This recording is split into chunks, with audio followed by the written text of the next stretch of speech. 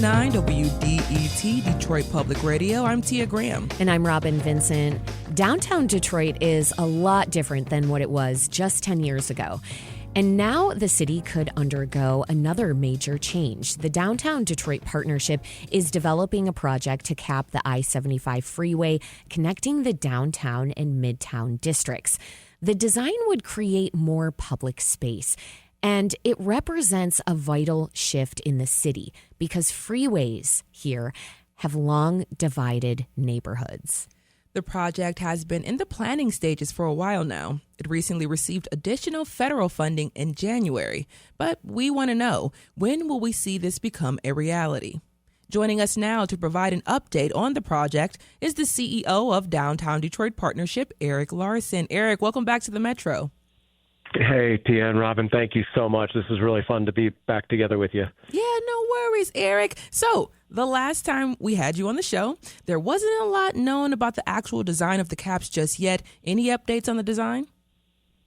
Yeah, actually, I'd encourage everyone to go to downtowndetroit.org to check out not only the progress that we're making on I-75 with our public partners, the city and MDOT, but also the feedback that we've received from the community and the visioning through some renderings that demonstrate a bit of the possibility. It really is interesting. It was fun. I was listening to Goldie in your conversation just before this and thinking about Detroit and how Detroit, needs to continue to be comfortable being itself, sort of like Oscar Wilde said, be yourself, everyone else is taken.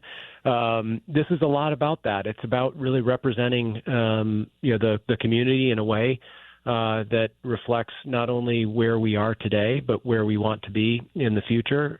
Projects, especially this type of infrastructure project, are generational. And so, getting it right and really thinking about what is the community's vision first, and then how do we solve for some of the technical and overall mobility issues is really important. And that's what the Downtown Detroit Partnership has been doing on this project, as well as working, as we talked last time, about 375. Yeah. So, Eric, you just talked a little bit about it there, the feedback and the plans there that we saw from the community meetings. What did you learn, and what does the community want to see? Yeah, so the community has been, very, very engaged. This actually started when the district, both the Illich organization and related organizations came together and were going through their community benefits process. And one of the things that actually the community raised was how can we reconnect and restore the connections between, really vital and important neighborhoods, not just from a social standpoint, but also clearly from an economic perspective. And so from that, there have been over 200 convenings, many of which here in most recently the Downtown Detroit Partnership has been leading. And we've learned that the community really is focused on community-centered public spaces that really do relate to some of the needs and opportunities that the city is seeing as it grows. Downtown continues to be a part of the city that needs to not only represent the city as a whole and be a place that people feel comfortable and excited to visit, but also a place that we're seeing more and more people deciding to either work or live. And so it's that. It's also really thinking about the sustainability and resiliency that these spaces can represent. How can we continue to think environmentally and sustainably about what we're doing and the improvements we're making and how we can reduce things like heat load and noise and just create an overall better environment. And then obviously we're always thinking about, the connectivity and mobility, not just, how we get around today, but what is the future of mobility? What are some of the micro-mobility opportunities that connecting these neighborhoods and really sort of covering over, what is a very significant impediment to moving north and south amongst the city provide. And then last, always focusing on how we, continue to focus on inclusivity and equity in these spaces. And so that's what we've been hearing. And now we're starting to design and refine what some of those words and some of that vision looks like on paper.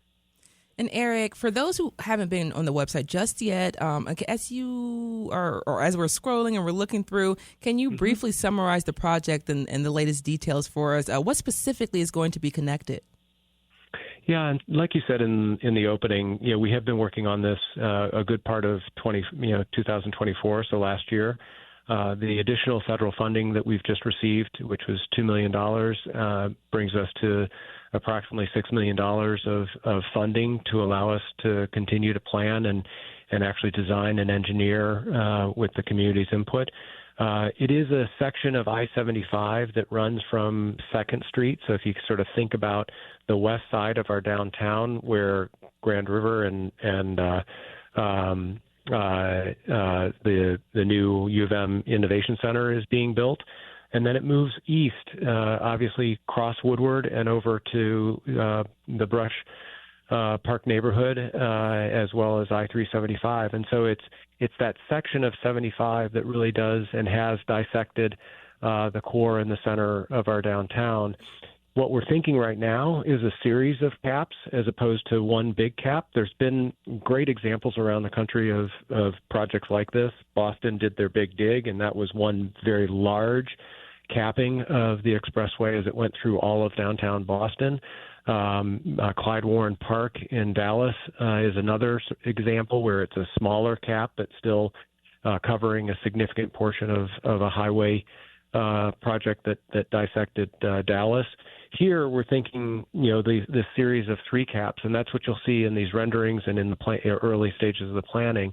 There'd be a cap at the west side at 2nd Avenue, cap in the center at Woodward, and then a cap on the east side at Brush. And I think that's very strategic. It's strategic not only in terms of the feedback we've received from the community, but it also is strategic in terms of the activity and the connectivity and the linkages that take place in each one of those sections. If you think about on the west, like I said, with the development and activity that's taking place in our innovation corridor, and it's running obviously from U of M up to Henry Ford and then down to Michigan Central. In the center, you've got all that entertainment and sports activity, and that's a very important connection. And then on the east, we've got an amazing neighborhood in Brush, connecting back over to obviously Eastern Market and Lafayette Park.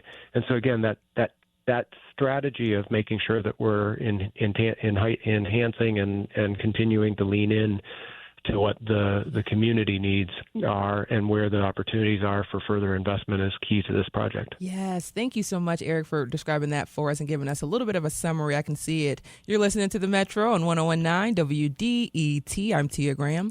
And I'm Robin Vincent. We're getting an update from Eric Larson on the proposed project to put a cap over I-75 and connect downtown with Midtown. Eric is the CEO of the Downtown Detroit Partnership. And Eric, I know that Tia wants to go a little bit further with you on the I-375 project. But before we get into that quickly, the project has received funds from the Biden administration. President Trump has had a very different approach to federal transit dollars than his predecessor.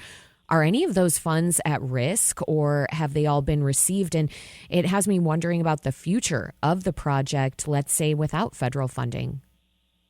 Yeah, I think it's obviously something that all of us are thinking about, and I'm hopeful that the Federal Highway Administration and the current presidential administration continue to recognize not only the opportunity that projects like this represent around the country, not just in Detroit, to enhance the quality of life, to really remedy some of the past harm of the Highway Act back in the 50s and 60s.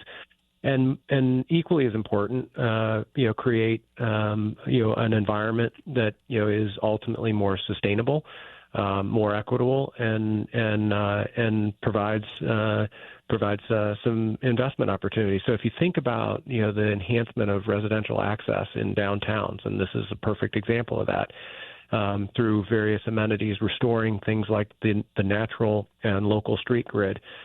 Which is a much better way. We really need to move away from thinking about, especially in downtowns, moving large volumes of traffic and really restoring back to what is a more calm and appropriate level of traffic movement, and also leaning into new mobilities where clearly, I think the current administration especially with some of the leadership picks, is thinking about innovation and technology, and this is an opportunity to demonstrate that. So, and Eric, really quickly, that brings me to mind of the 375 project. With I-375, I look at that area, I think about all the history there that was lost due to the freeway being put in there. So can you briefly, very briefly, because we're running out of time here, but can you briefly give us an update on that project? And are there any plans to address any of those harms? You talked a little bit about that, but is there any plans about that? Yeah, absolutely. And so, yes, and to answer your question about the funding, a good part of the funding is in place. We obviously are watching to see what decisions are made in Washington and trying to respond to those so that we can keep moving this forward. On 375 and on I-75, there is a keen focus on the legacy and the history and the ability to restore. We are not more than likely going to be able to bring Hastings Street back in its original form and the vibrancy that was represented both through the businesses and residents that we lost. But what we can do is make sure that we are representing that history, that we're continuing to build opportunities for Detroiters to not only invest but participate and actually reclaim some of that opportunity. In 375, you've got approximately 30 acres of additional land. Eric, thank you so much. Please forgive me. Eric Larson is the CEO of Downtown Detroit Partnership. Eric, thank you so much for joining us on the Metro. Love being with you. Thank you.